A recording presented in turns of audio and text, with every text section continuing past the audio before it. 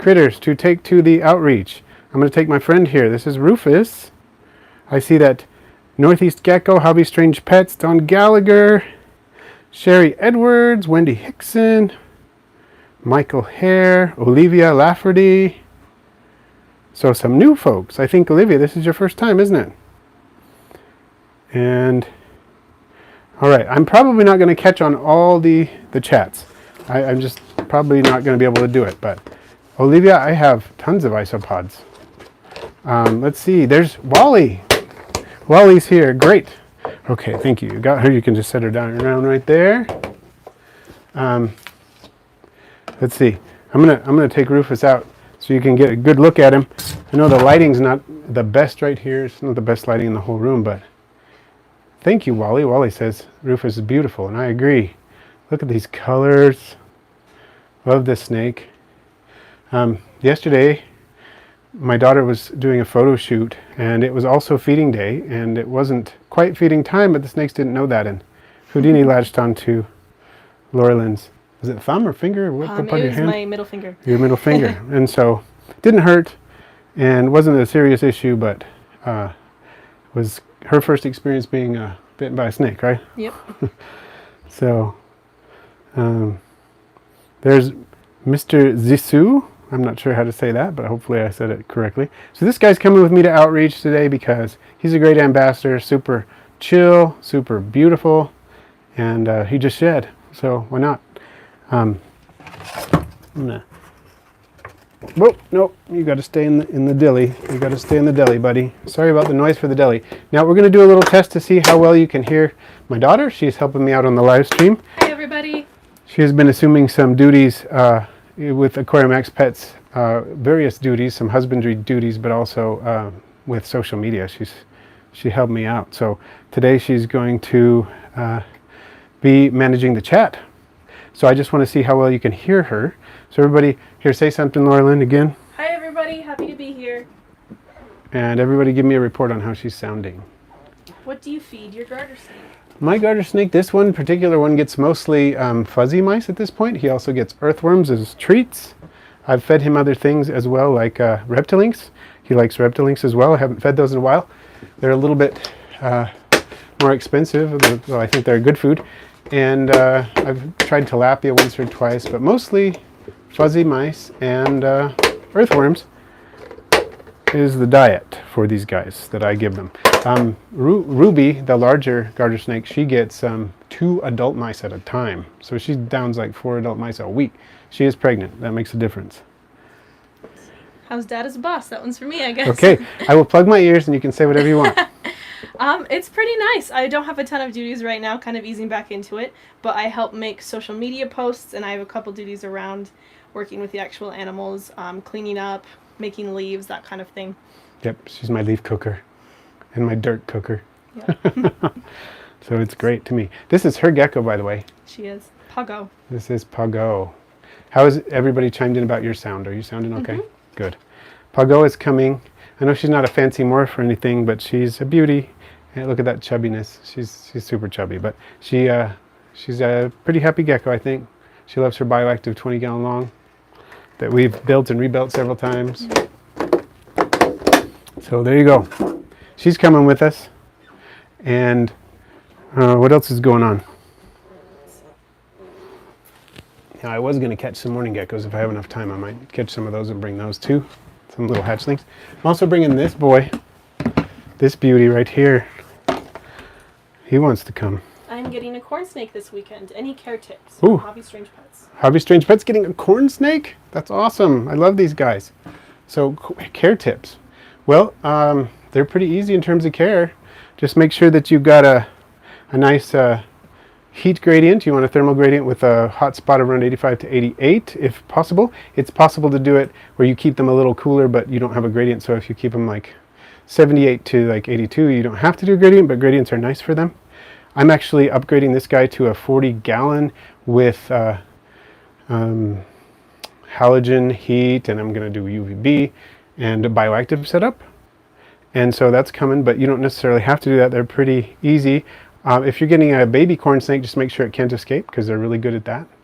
They generally have really good appetite, so you don't usually have to worry about food issues with them. They will take small pinkies when they're hatchlings, and then you just work up as they work up. About 1.5 times the body width of their body, they can handle prey up to that big. So I could actually give this guy bigger than adult mice. I've given him jumbo mice. He handles those no problem. I could probably do small rats too, but I don't know that we can do small rats in our house. But he's fine when I give him a couple of mice at a time. Any other things you're thinking about, Javi? Question from Arvamenton. Where are you going to? I am going to just down the street to a church youth group. That I've done church youth groups before, and like I said in my post, I think I've done many of these at zoos because I used to work at zoos. So I've done a lot of educational presentations at zoos. I've done schools, I've done universities, I've done community centers, and all kinds of places. They're really fun. But this particular one, church youth group. Do you still have the hognose? Did we ever have a hognose? Actually, I've never owned a hognose. We had a hognose in a video because a guest brought a hognose on, and so we did have a hognose in a video, but I've never actually owned one. What is your favorite place to get isopods from? 2 feet away from me. No, just kidding. I do have a big collection of isopods. I get isopods from a lot of places. Of course, I would be remiss if I did not mention Wally, Supreme Gecko. Even though the title says Supreme Gecko, he also has Supreme Isopods. So definitely Wally is a great place to go. I like Smug Bug for my isopods. I've gotten isopods from lots of cool places. Let's see, Bitty Bugs and Mitten Exotics, Pet Peds in Pods. I'm going to forget people that I absolutely adore, so don't hold that against me if I forget, because there's just so many places I've gotten them from. Critters and More, Medieval Serpents. I'm just looking at my labels because I label them by people I get them from. David Farelli and Sparrow. I've gotten isopods from Oren McMonagle. I've gotten isopods from Bugs in Cyberspace, roachcrossing.com. The Isopod Chick, The Good Bug, Nocturnal Exotics. I could keep going. There's so many. Would Silistic convexus be a good cleanup crew for leopard geckos? I think it's a pretty good choice because they tend to burrow a lot, and so they'd probably stay out of the way of the leopard gecko enough not to get eaten, and they're also fairly fast. So I think that's a fairly good choice. I need to start packing these things in as I talk, so just don't mind me, everybody. I'm going to start putting reptiles in this bin and still answer questions as Laurelyn reads them. From Olivia La30, do you have any spare isopods, like 3 or 5? I don't know, whatever you're okay with. I sell a lot of isopods. So if you're talking about buying isopods, then I have a ton that are for sale. If you're talking about just, do you just need 3 to 5? Then we can talk. You can DM me and we'll see what the situation is, and that could be a possibility. Let's talk. I mean, so give me a direct message and we'll talk a little bit and see what's going on. Super chat from Tarantula Collective. Looks like some cool species you're bringing. Great job, dude. That was a beautiful snake. Oh, thank you. And then a question. Was that a super chat? That was a super chat. Awesome. Well, thank you, Richard. I appreciate it. I want to pack up some invertebrates in a second. I want to show you guys some cool stuff that I haven't even seen. You guys haven't even seen on this channel, probably. So, yeah, I'll keep it coming as much as I can. And question from Stephen Seger. How long should it take for 10 to 12 put some more stuff on the bottom there to establish in an enclosure? Okay, let's see. Where are we? How long should it take for 10 to 12 isopods to establish an enclosure? How big is the enclosure? Because that has a lot to do with it. If you're talking about an isopod enclosure, like a 3-quart, or you're talking about you put them in a 4-foot long vivarium, what are we looking at? I just need to know that, and then I can help you out a little bit more. Super chat from Michael Hare. Richard beat me by moments. Haha. I appreciate the super chat, Michael and Richard. That is awesome. Good way to start out the stream. I'm going to grab an arachnid now. Some of you have met this arachnid before, and some of you may not have, so it's going to be fun. Either way, I'm because she has star power. She's a beauty. My largest arachnid in terms of probably every metric that I can think of. She's my biggest arachnid, so here she is.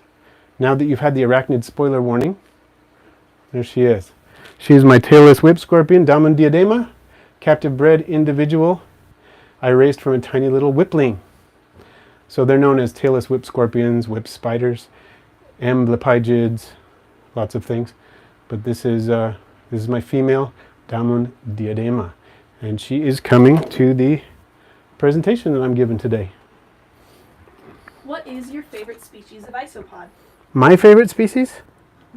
Okay, I don't have one because I love them so much. But if I can tell you this, from the genus Armadillidium, it's definitely Gestroy. Are we losing the chat? Sometimes you have to do that, then it'll come back. There you go.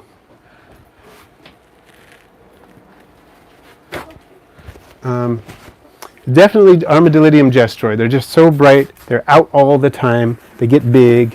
They're not super crazy prolific fast breeders like dairy cows, but they do breed well once they get going. Take a while to mature. They're just absolutely gorgeous. So this is my display enclosure. I'm taking her in so you can see her really well up against the polystyrene. Her real enclosure is about 4 times this big and has cork bark instead. So she's more camouflaged. Right. Apex Gecko says I'll have to order from some stylistic convexus Ukraine pied from you then. Oh yeah, the Ukraine pied are really cool. They have such a cool expression. It's not at all like most other pied expressions, so they're awesome. And oh, we got another super chat from Supreme Gecko. Best place to get isopods, Aquarimax.com. Oh, thank you, Wally. And then follow-up question follow-up answer from Steven's question of the size of the enclosure, 18 by 18 by 24. Okay. And that's the base is 18 by 18.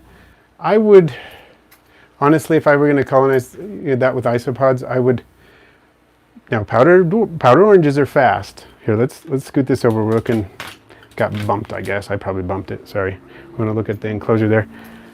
Apologize for bumping the things out of the way so you're just looking at the floor, everybody. I would go ahead and do 2 portions of 12 if I could. It's not like the 12 won't eventually do it, but the 12, because they're in such a large enclosure, will go into like growth mode and not breed as fast for a little while. And then after a few months, you'll go like, boom, they're everywhere. And that will happen.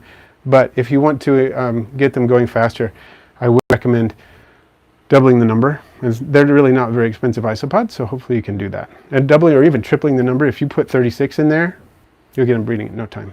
It does have to do with, there's a certain critical population density before they really kick off. You might be lucky and have them breed immediately, but that tends to be a thing. Benjamin Horace says, I'm hoping to get a Euromastix. Oh, Euromastics are cool. I've never kept one. They're very cool lizards. Very cool desert lizards with spiky tails. That's pretty neat. And Jeff asks, are your dendrobates leucomelias breeding or do you sell them? Okay. I always say, you don't have to worry about the scientific name, Laurelyn. You've probably never seen that written. I'm going to bring this guy. I want to show y'all. This I got when I was out in Arizona. Oh, it's hiding. Darn. Let's see if we can see it. Sometimes it puts a burrow right up against the side, and it hasn't. The burrows, I'm going to have to just look for it a little bit because I need to make sure people are going to have to see it. There she is. Well, I don't know if it's a male or female, but I'm just going to show you. This is my Scolopendra polymorpha, my desert tiger centipede. I have 2 of them. This is my slightly larger one. They're both juveniles. And I got this one when I was in Arizona with Sky Island Adventures. John Skierski caught this one and he said, hey, do you want this one? So I took it home. Well, it got shipped to me by Peter at Bugs in Cyberspace, but I took it, kept it from that trip. It was collected on that trip. Okay. Oh, let's do a super chat. From Cherie Edwards, 1999. Awesome. Just a super chat. No words? I don't see any. Oh, that's cool. Sherry, that's so awesome. Thank you. You know, I've met Sherry in person a couple of times. Once, she doesn't live all that far away, a few hours away. She drove down here to get some isopods for me once. And then another time, she came to the Reptile Expo, the Wasatch Reptile Expo. We met up and we had a chance to chat. It was pretty cool. And she is the proud owner of some of my snakes from last year. How are those snakes doing? What isopods would thrive in a more tropical setup with a water feature like a waterfall? Excuse me. More tropical isopods that would thrive in a water feature. That is a good question. Do they have to look awesome, or do they just have to survive with a water feature? Because there's a lot of them that will drown themselves in a water feature, and there's a lot of them that will. I would say this is worth a shot. Atlantosha floridana. They like it fairly wet, also known as a Florida fast isopod. They like it fairly wet. They do well in warm temperatures. They are fast breeders. And there you go.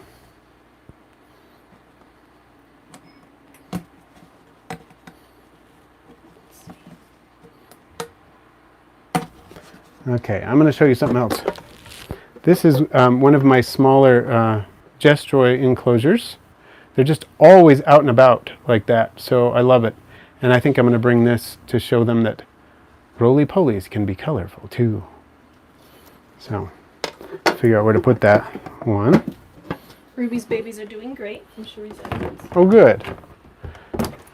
Sorry, Jeff, we think we got distracted from Jeff's question because with Super Chat. Are the Dendrobates leucomas breeding? If so, do you sell them? Oh, okay.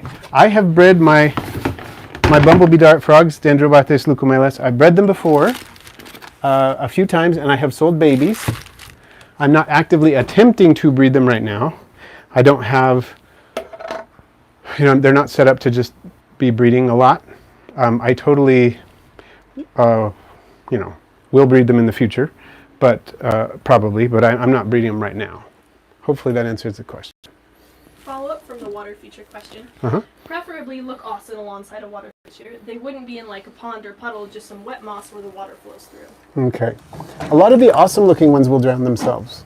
And if anybody else has some good input on that, I haven't messed around a lot with isopods and water features, partly because what little I've done with isopods and water features has resulted in problems. For example, in my garter vivarium, my bioactive that I have my red-sided garters in, they drown themselves whenever they get in the water dish. And I try to really avoid getting the isopods in the water dish, but if I ever set it too close to the cork, like after I fill it or something, I set it too close to the cork bark where they can crawl into it, they will. I'll get a few that will drown themselves. Just a thing happens. Like every time I get them too close to the cork, the water dish too close to the cork. So I'm really kind of leery about it, to be honest. I don't want to do it too much. I hope that helps. It's not a great answer, but maybe it's the answer that will help you understand what's going on. Okay. So here's another arachnid alert, everybody. I'm going to show you a big old spider. So this is a big old spider that's coming with me, so don't look if you don't like spiders. Okay, this is my biggest spider. This is a black hole spider, crevice spider, southern house spider. Has lots of names. Cuculcania hibernalis. This is what she looks like. And she's in a cobweb castle. This is what the front looks like. You can see her web. And then the back. See her hanging out back here. This is a great one for outreach because you're guaranteed to see her because you can look in the back and she'll often come out and feed when you offer her something to eat. So I'm going to be trying to feed her at the presentation today. So that warning was for everybody, but especially for Laurelyn, because I don't know if you'd ever seen that one. I actually haven't. Okay. So I don't want to creep you out too much. For those of you who are uncomfortable with spiders. Compliments on the spider and on the enclosure. Oh, thank you.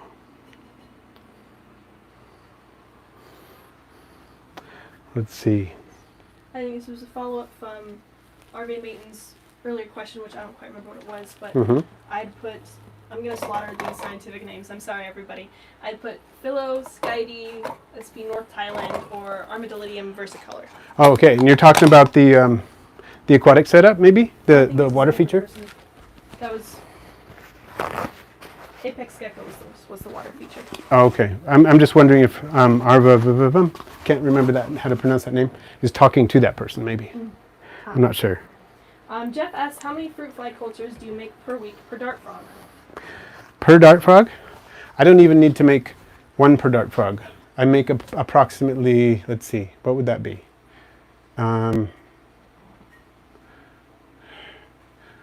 Slightly less than one per, no, slightly more than one per dart frog. Is that right? Yeah, like 1.3 per dart frog or something like that. Is about how much I make. Because I can keep the other ones and they're producing, and I only have 3 adult dart frogs. Of course, I use the fruit flies for other things. I'm feeding them to spiders.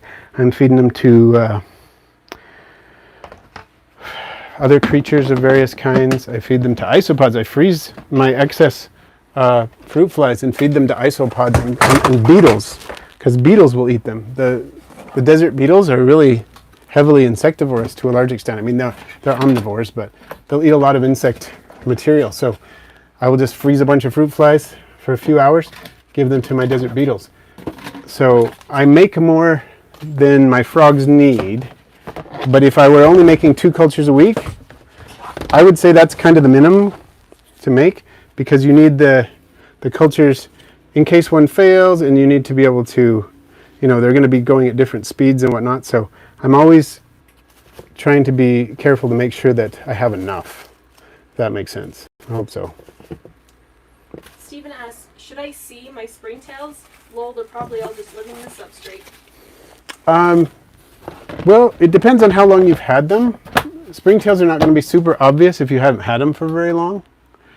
And it also depends on the species. There are smaller springtails that are a little bit less obvious than others. The Sinella curviceta and the Folsomia candida are fairly big for springtails, and they're not big by any means, but fairly large for springtails and easy to see. But you're not going to see a lot of them at first when you just first set something up, but you'll see them more later as the culture gets bigger. Northwest Gecko asks, can an isopod survive with 1 antenna?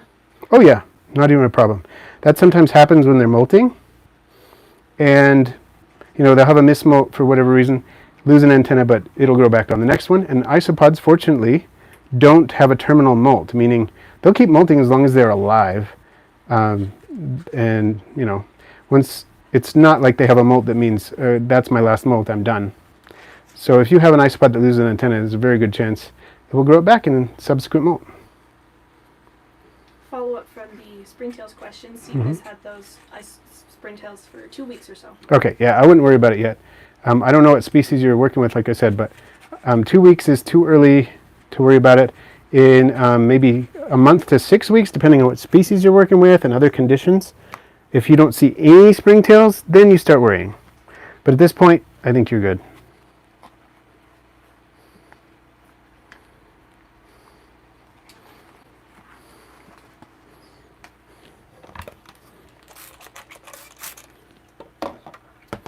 I'm now putting a Porcellio expansus autumnal equinox in this little deli cup to bring on for the outreach, for people to see, yep, there are things that look like trilobites that aren't. But I'll talk to them about how it's a terrestrial crustacean and so on, and talk about those crazy long uropods and things like that. It'll be fun. Mantis God brings up that they've noticed a big bump in the numbers of springtails after giving them silkworm chow.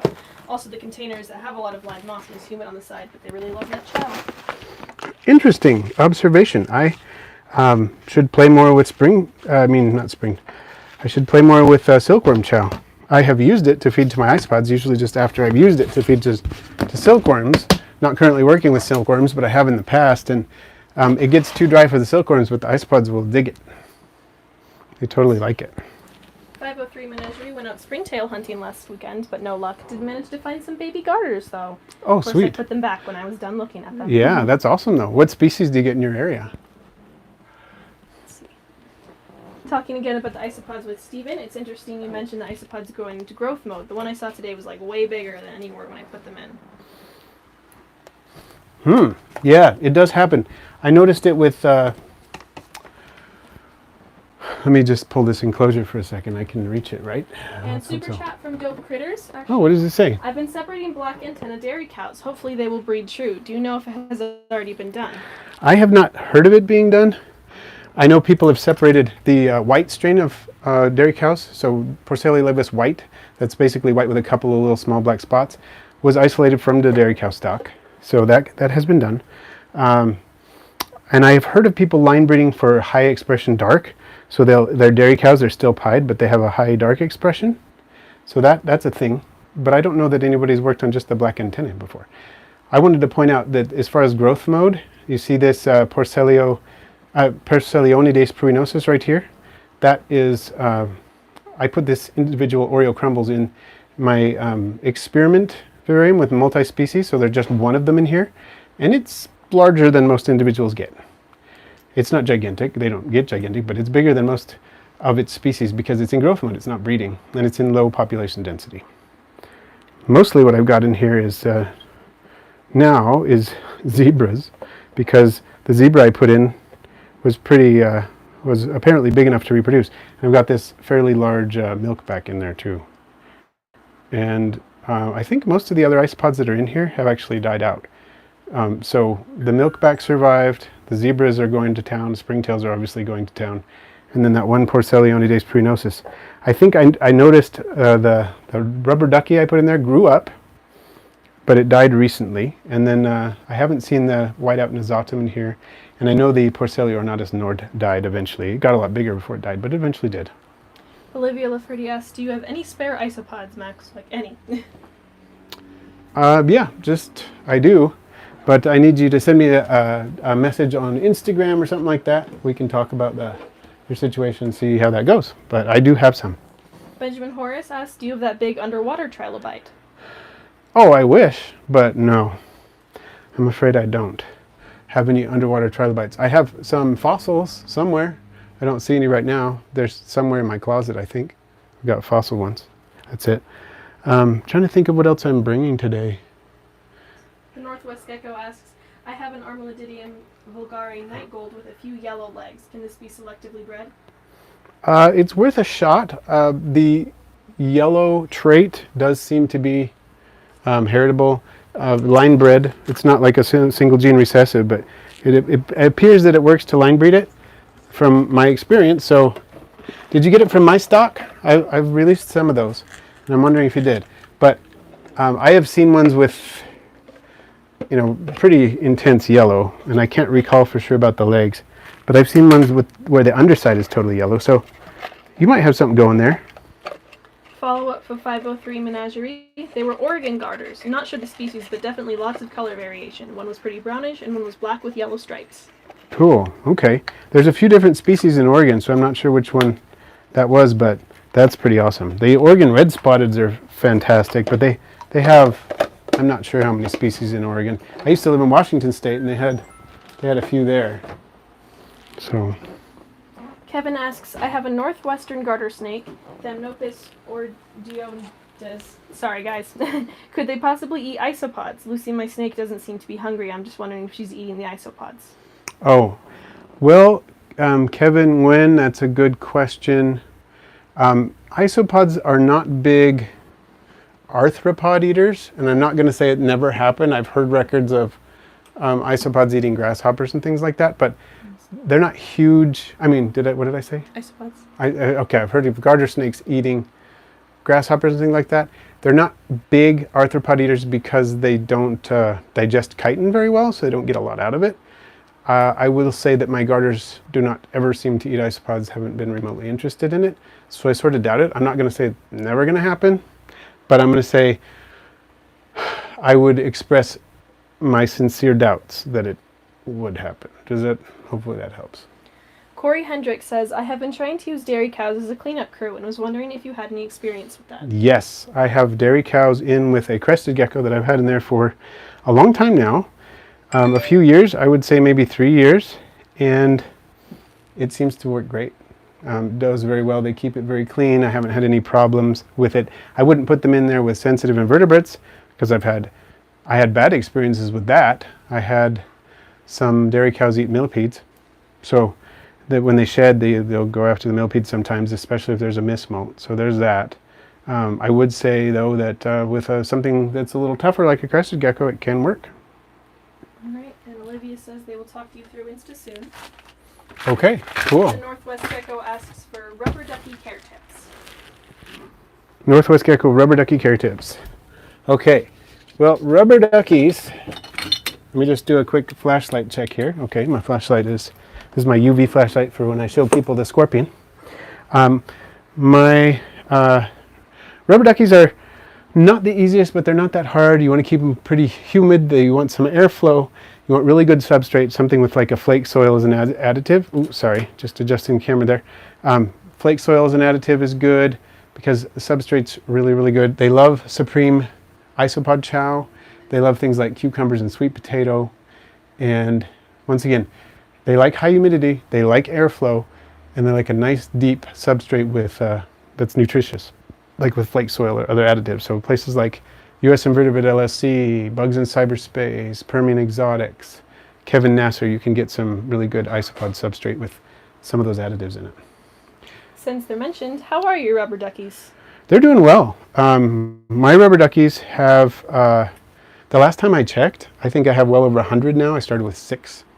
At least all of my current ones are descended from 6. I originally bought 10, some of them died off, bought a few more so that I had a total of 6. And then they just have been going crazy ever since I got them breeding. So yeah, probably well over 100 at this point. Navi is singing your song. Rubber ducky cost a ton. $20, I just got one. Rubber duckies, are we really that fond of you? Love that song because I made it up. Okay, would you do a thing for me, Laurelyn? Would you go get this other bin? There's another bin that looks like this in the hallway. I left it there. I meant it to bring it in here and I did not do it. In the hallway? Oh, and you're welcome. In the hallway by the door, the back door. You're welcome, Molly. Supreme Isopod chow. I never want to be without it again in my life. Love that stuff. Not personally to eat it, but my isopods love it. My millipedes love it. I give it to my beetles, it's great stuff. And mantis god, lavas. Lavas are great. I love lavas. They're my favorite Porcellio scaber morph. And there's some indication they may actually be a different subspecies than the others. But they rock. They are so cool. They get huge. And the colors are fantastic. What appears to be a codominant trait. I mean, how cool is that? I'm missing something. Where is... Oh, there it is. No wonder. Colin in Culture says, the rubber ducky experience. Write rubber ducky on a bin of dirt and water it for 6 months and hoping it sprouts isopods. Spontaneous generation. Let's do it. Sounds good. Okay. I need some tweezers. Where'd I put my tweezers? Did I leave them somewhere? Oh, there they are. Sorry, everybody. I know I'm kind of running around. I just need to get my Asian forest scorpion now.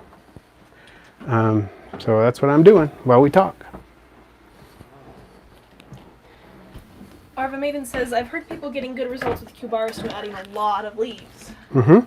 I think you can get adding leaf litter is magic, especially when it's nice decaying leaf litter.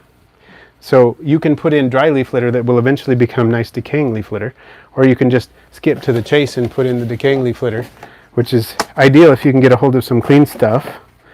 And it's magic. So yeah, I don't doubt that has been. I try to keep plenty of leaf litter in with all my isopods. And my daughter here, Laurelyn, and my other daughter, Gwen, their job, they have their sectors, and they check every isopod bin every week, and they dump in more leaf litter if it's needed every week to make sure we're on top of things. Mr. Zuzo NSC says, first time able to chat, looking forward to my shipment of armadillidiums from Russ. Oh, cool. Yeah, we've had some, well, that's not going to work. Hold on, just a second. We've had several people purchase some isopods really recently, so I'm glad that you are able to get some soon. And I probably processed your order like today or yesterday, huh? The Northwest Gecko asks, tips on making an isopod breeding business. Oh, that's a little tricky. I'm not going to say it can't be done, because obviously it can be, but it's tricky these days because there are a lot of people doing it. So again, I'm not going to say it can't be done, but it's a little bit tricky just because there's so many people that are already doing it that if you want to do it, it's a little harder to get into than it was a few years ago. But what I would say is breed what you love. Breed the isopods you really, really are into. You're probably also going to have to breed some of the heavy lifters in terms of bioactive cleanup crew, and that's not a problem. But try to focus on what you really, really love, because isopods are one of those things, they don't breed as fast as a lot of other arthropods, and so there are going to be times when there are scarcities. It's harder to find some than it would be for some other creatures. And so if you're breeding what you really love and you're passionate about it, you can find people who want them. Just but don't go into it thinking, I'm going to make loads of money. Maybe you'll make some extra money, and that's nice. But yeah, it's not a get rich sort of thing. But it can be fun, and you can make some supplemental income like we do with it. Javi asks, can you show us your biggest isopod colony, please? I have to figure out which one that is. That's a great question, though. Okay, I'm just reviewing my list. We've got, I got a spray bottle right there. And I will show you some of my biggest cultures at least, and we'll go from there. How's that? I've got my UV flashlight. I got a brumation bin with Mr. Skeletal in it. Got Rufus. Got Puggo. I don't have a crested gecko yet. I'm not sure if I'm going to get there or not. Morning geckos haven't done. Got a large millipede. Got a centipede. Asian forest scorpion. Tailless web scorpion. Haven't done blue death fanny beetles. I got the cobweb castle. Something for the cobweb castle spider to eat. A couple of different isopods. Haven't done the pseudoscorpions yet. Okay. Let me see. I'm going to try to show you some of my larger isopod colonies, okay? Oh, just pulled my microphone off and dropped it on the floor, so if you just had an uncomfortably loud noise in your ear, I apologize for that. I'm going to clip that right on there. Are magnolia leaves and sea grapes okay for isopod leaf litter? Yes, they are. They take a little while to decompose. Both of those, I've used both of them. They take a while to decompose, which is not necessarily bad. It's not going to happen right away. It's going to take longer, so they're good in a mix. But they will both eventually decompose, and they're great for, a component of leaf litter. This is a big colony. Oh, they ate all their leaves already. I don't know how many are in here. There's probably a ton under the substrate too, because I know there are. Wow, they're really eating those egg cartons, and I need to dump like a whole bunch of leaves in there right now because they look hungry. And see, this is everybody who's dumping leaves in here every week. We're trying to keep up with it. So I'm going to try to catch up. There we go. That'll help, because they definitely need some leaves. Let me get another colony that's big.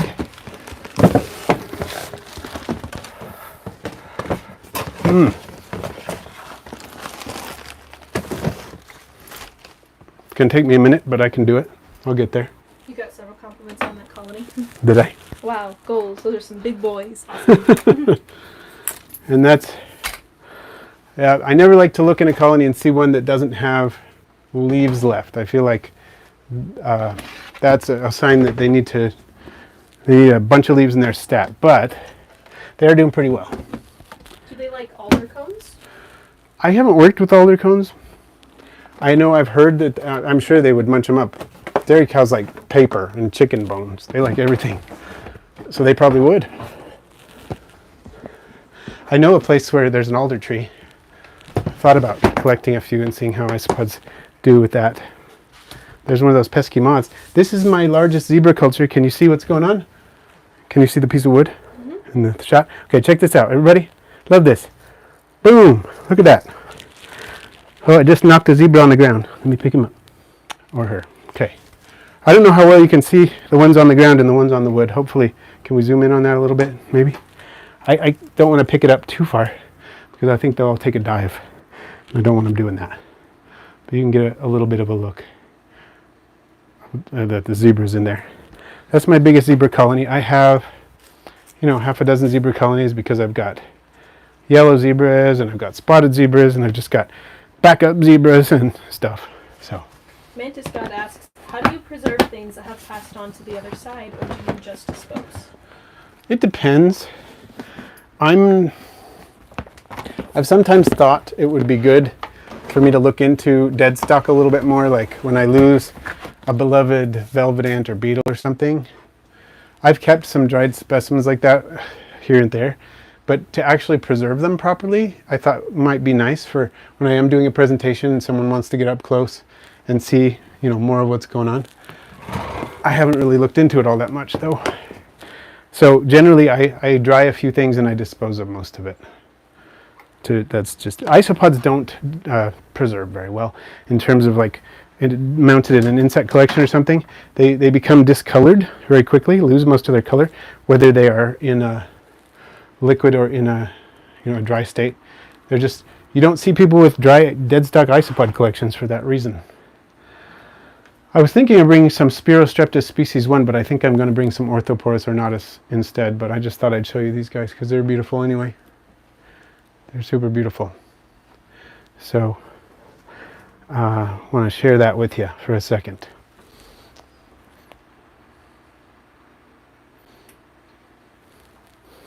I'm trying to think of what else I can show you while we're here. Sort of a weird spot from which to share things because the light's not great. Funny story from 503 Menagerie. I was in the middle of a work meeting, Zoom, and my dad walked to my desk and gently set a live isopod on my desk. Apparently it was in his room, so I sat with it in my hand for the next hour. That's fun. Okay, I think we're done. I think that's all I'm going to bring this time. So what I'm going to do, we're not done with the live stream, but I'm going to move the camera over a little bit and show you some other stuff. So that's what we're going to do. And can you still drive? Mm-hmm. Okay, can you move that box for me? Sorry everybody, I know it's dark and bumpy. We'll get this resolved real quick here. Just moving the camera over to the table so we can get a better shot at what we are, better visual shot at what we can see. This is my viewing table. You know, I upgraded from cardboard. Now I've got this cool weave you can see instead, which is not as cool as isopods, but at least you can see it. Okay, here is one of my favorite scabromorphs. I told you that lava was my favorite, and it is. This is probably my second favorite. These are from Wally. These are Porcelioscabra orange koi. Look at these beauties. They're breeding really well. Got lots of babies down in the substrate. Dig up the, you know, move around in the leaves and stuff. There's a ton of them in there. So they're doing well. And thank you, Wally, for sending me these beauties. Love them. Just look at the variety on there and the high expression. Wally warned me that sometimes you do have to cull. So I'll pull the ones with low expression out and put them in my lottery mix. But so far I've only had to do that a little bit. Because look at those. They are fantastic. Ethan asks, nice pseudoscorp. What's an outreach presentation? An outreach presentation is basically when you take animals from their normal place of, their normal dwelling place, and you bring them somewhere else to do an educational presentation with them. I was thinking of bringing these pseudoscorpions, bringing a pseudoscorpion at least in a deli cut. See if I can find one up near the top, and then maybe I'll do that. As you're checking out my orange koi, watch them flee slowly. See, look at that one. That one's got some different color going on. You occasionally get those. It's kind of fun though, I think. Don asks, can I use pecan leaves with my isopods? I do. I have 2 pecan trees in my backyard, and I use pecan leaves, and I haven't had a problem, so I think you're good. Yep, just wait for them to make sure they're dry, naturally fall off the tree dry. You don't want to put them on the tree. I mean, you don't want to put them in your vivarium if they're not. If they're green, that can cause issues. There could be toxins. There could also be just, you can attract mites that way and things like that. And they're not going to eat them until they're decayed anyway, so. Javi says, I wish you could keep hissing cockroaches. Oh, I kind of wish that too, just to be honest. I was thinking about that. Roaches would add so much to my outreach presentations. They would also add to the ease of raising feeders. They would be fabulous in that way, so I kind of wish that too. But I must honor my wife's request. I would rather have a happy wife than have hissing cockroaches. Olivia asks, can I use magnolia and sea grape leaves for isopods? Yes, totally. I have people do it. It works.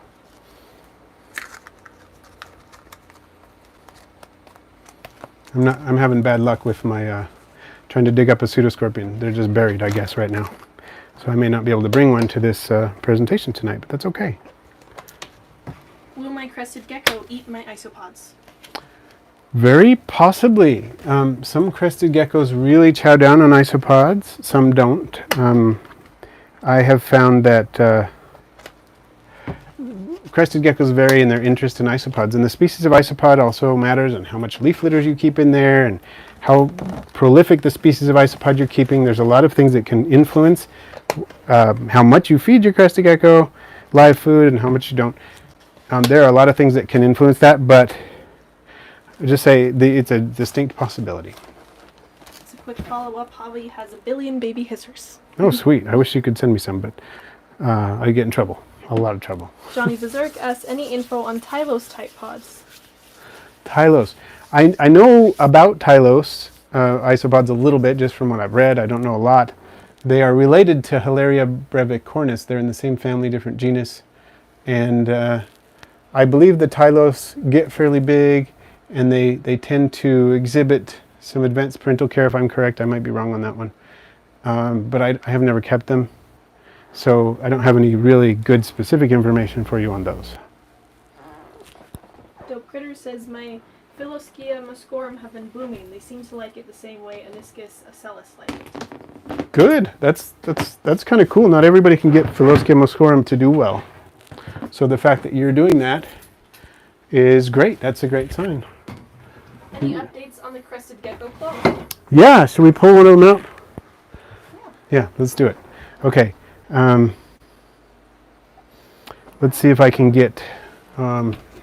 unfortunately, the way everything is on the floor right now, this is going to be a little tricky, but I think we can arrange this. I'm just going to aim you at a little bit of a spoiler. This is going to be my microzoo shelf right here that I'm working on. But since you're here in the live stream, I'll give you a little bit of a spoiler. This is where some cool stuff is going on, and is going to go on, that I haven't revealed yet. And it doesn't look like what it's going to look like eventually, but it's going to be cool. So the Aquarimax microzoo, first spoiler right now. You're getting a sneak peek. Let me put it that way. Doesn't look like a whole lot right now. Okay, so I had to do that so I could open the lid of the enclosure. Let's see. This is one of the crested gecko clones, or it's not technically a clone actually, it's a parthenote, because what happens in a clone is that the genetic material of the mother gecko, like in mourning geckos, is cloned. It's just a copy of her chromosomes, right? But with crested geckos, what happens is the mother produces polar bodies. It's part of the process of producing eggs, and the polar bodies function like sperm. They fuse with the egg, and so the crested gecko is effectively the mother and the father. Oh, he just took a leap. And my angle did not permit me to catch him, but Laurelyn is retrieving him. Okay, thank you. So this is Captain Squinty, the first parthenote that we were blessed with. You can check him out here. On this side, he looks fairly normal, and he always goes on this side. You can never see him on the other side for whatever reason. He doesn't like the other side. This is what he looks like on this side. His eye never grew.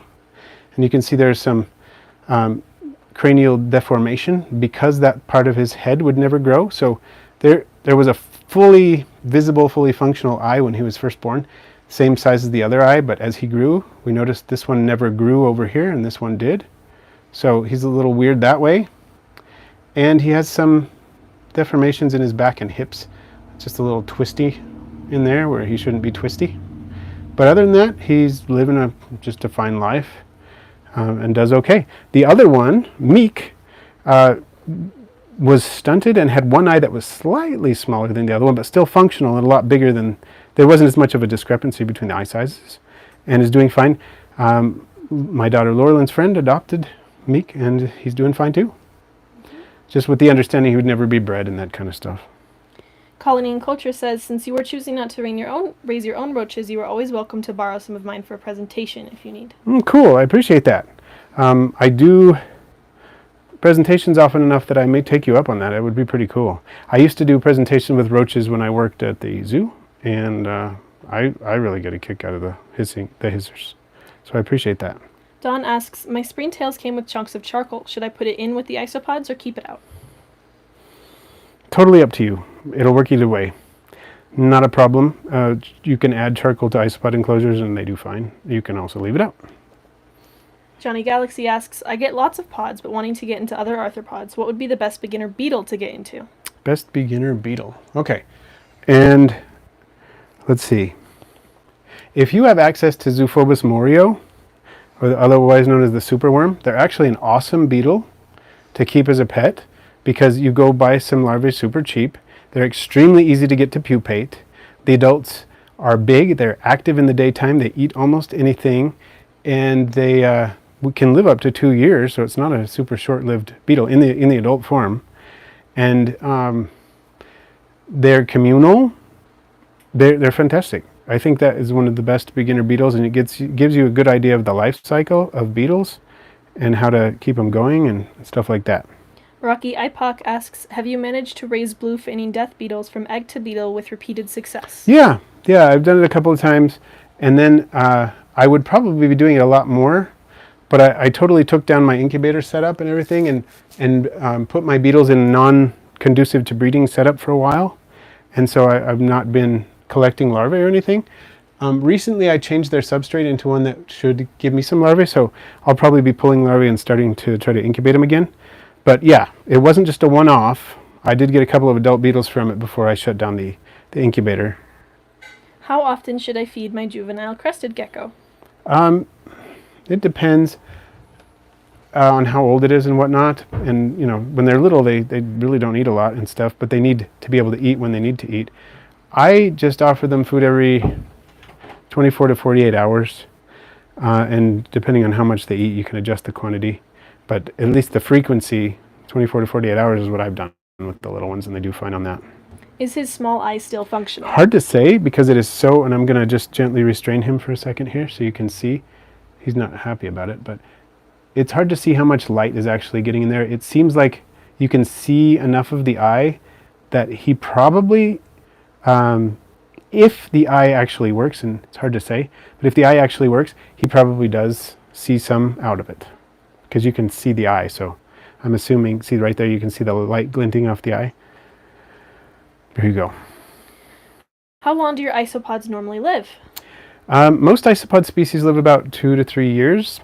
Though I'm talking about the terrestrial isopods people keep in the hobby. Armadillo officinalis can live to be much longer, like 9 years. I have that species, but that's the only species I have that lives that long. Super chat from Dope Critters. Is calcium sold for reptiles good for isopods? It can be. It's not my favorite source of isopod calcium to give them necessarily, but you can use it. If you sprinkle it on a surface or in a dish, they'll come nibble it up. So it's not bad. You can certainly use it. I like to use Cuttlebone and Eggshell for mine, but you know, it can work. Avar Mayton brings up that the US ARC YouTube channel is up and their first video will be up on April Fool's Day. Oh, that kind of scares me a little bit. I hope they're not going to say something that'll just scare me to death. But because I'm worried about the America Competes Act, Lacey Act amendments. But I am excited for US ARC to have their YouTube channel. I really want to, help US ARC move forward. And they mentioned on Richard's channel, Tarantula Collective, he was mentioning it's time to start doing phone calls. You phone your senator. If you've written your senator, great. I've done that. It's now time to start calling them and leaving a message. You're not going to talk to them in person almost ever, but you need to start calling them and leaving messages because that's going to take precedence over the emails and written messages too. So there you go.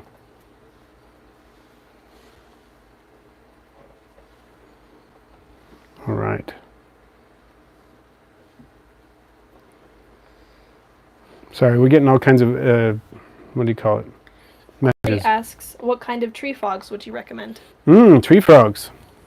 Well, if you're going to go for tree frogs and you want one that's pretty tough, White's tree frogs are pretty awesome. I haven't kept one personally, but White's tree frogs are a good one. Frogs are not great for handling, but a frog that can tolerate a little handling is a White's tree frog. They're also really good about eating. They need a decent amount of space because they're not tiny, and they also need... they want a little bit of warmth, and so you need to keep them in a room where it's not too cold, that kind of stuff, or make other arrangements that aren't going to dry them out too much. But those are cool. I've kept green tree frogs in the past as well, and those are neat. Kind of depends on where you live and what you can get. But the white tree frog, I think, are one of the more interactive tree frogs, if you're in for tree frogs specifically. What are the fastest 3 breeding isopods? Okay, Olivia, great question. I can't really say that I can pick 3 that are the indisputably fastest ones, but I'm going to pick 3 that are really fast. Okay, and I'm going to say Porcelia laevis dairy cow, super, super fast. If you keep them warm, like between 82 and 85 degrees, dwarf whites are extremely fast. And I will say that Porcelionides pruinosus is really fast. But Atlantosha floridana is pretty fast too. I'm looking around through my bins to see if there's anything that's going to beat those 4. Probably not, although milkbacks probably tie with dairy cows. Ava Maiden says there'll be updates on the channel about the situation. Awesome. That's what I hope for. Everybody who, if you haven't gone to usarc.org to find out what you need to support the cause and protect our pets and oppose the Lacey Act amendments and the America Competes Act, please go do it. And Yin asks, any idea on lifespan of Cubara species? Not much is known about them, sadly. That's true. I'm just guessing kind of that it's approximately 2 years, 2 to 3 years-ish. Will isopods chew on a dry lock painted foam background? I want to add them to my morning gecko habitat. Dry lock painted foam background. I think you're not going to have too many issues. I'm not going to say that there's no isopod that would ever chew on it, but I think in general, if your isopods are well fed, it's not going to be a major issue for the lifespan of that vivarium anyway. I mean, in the time that you're going to keep all that stuff in that vivarium, I don't think you're going to have a huge deal with it, as long as the isopods have plenty of leaf litter and other things to eat. They'll chew on almost anything, and if they run out of food, they'll chew on almost anything faster. So, I hope that makes sense. Great question. Oh, now you get a shot of his mostly non-functional eye. And you know why we call him Captain Squinty. Okay, I think we're about wrapping up. I really appreciate all the help, everybody. We got some great super chats today. And I hope you enjoyed what was going on. I'm going to answer a couple of questions from Patreon before we wrap up, because I don't think I did address those questions yet, and I should have. So, questions that I haven't already addressed in this stream that are in Patreon. Okay.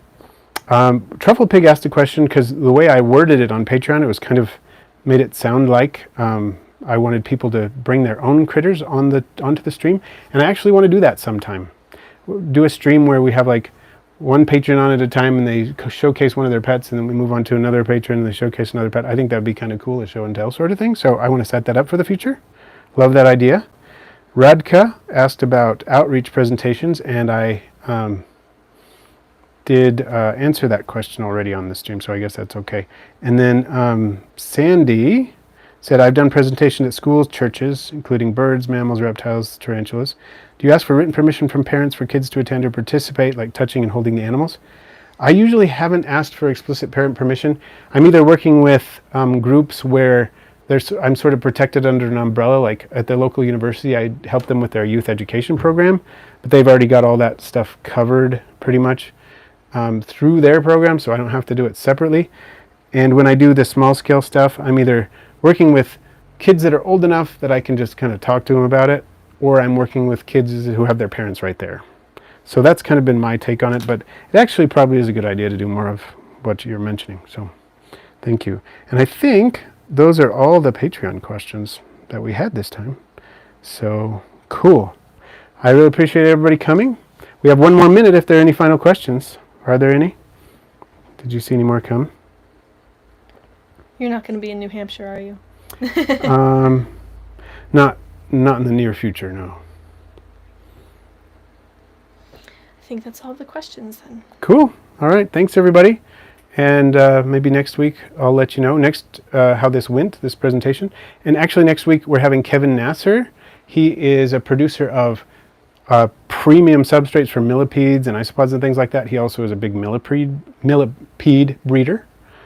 So he's going to bring on some of his cool millipedes. He's got the giant Philippine blues and stuff like that. So be sure and check that out next week. Kevin Nasser. little shout out to Kevin as he's coming along next week. And there you go. Oh, there's a question from Colony and Culture. Yeah. Come and get your Americanus millipede. So Narcissus americanus. I need to do that. Yes. We need to like communicate on email or on Patreon or something, and we can get that set up. And Don Mulberry leaves. Isopods seem to like them. Yep. All right. Thanks, everybody. Bye, everybody. And thanks, Laura Lynn, for helping out. Thank you.